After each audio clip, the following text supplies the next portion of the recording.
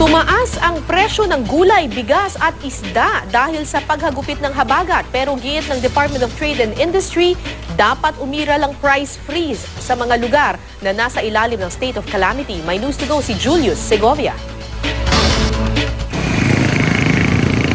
Mga napinsalang palayan at iba pang taniman, mga umapaw na palaisdaan, at ilang araw na pagtigil sa pagpalaot ng maraming mangingisda.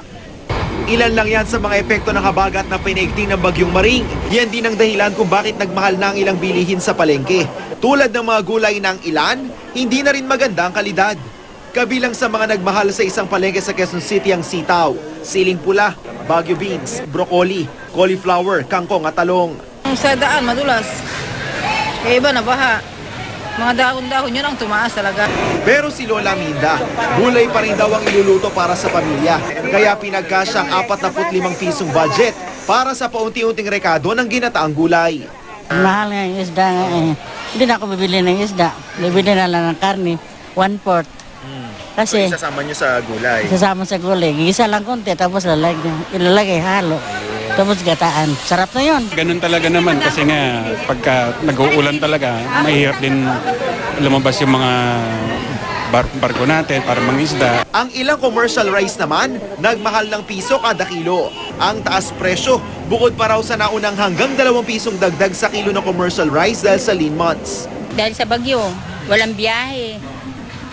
Hindi makabiyahe, kaya medyo tumaas na naman ng piso sa 1 kilo. Pagtitiyak ng gobyerno, sapat ang supply ng bigas at may alternatibo ang NFA rice. Ang hirap sa pangingisda, nakaapekto sa presyo ng ilang isda at lamang dagat.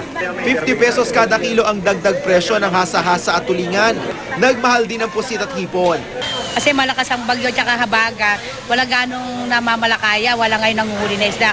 Kaya pagkakonti lang ang supply, mahal. Kung sa Quezon City pwedeng magtaas ng presyo, ibang usapan daw sa mga lugar na nasa ilalim ng state of calamity. Sa mga ito, dapat daw pairali ng automatic price freeze o walang paggalaw dapat sa presyo ng mga pangunahing bilihin ayon sa DTI. Sakaling may gustong ireklamo, tumawag lang sa DTI hotline 751-3330.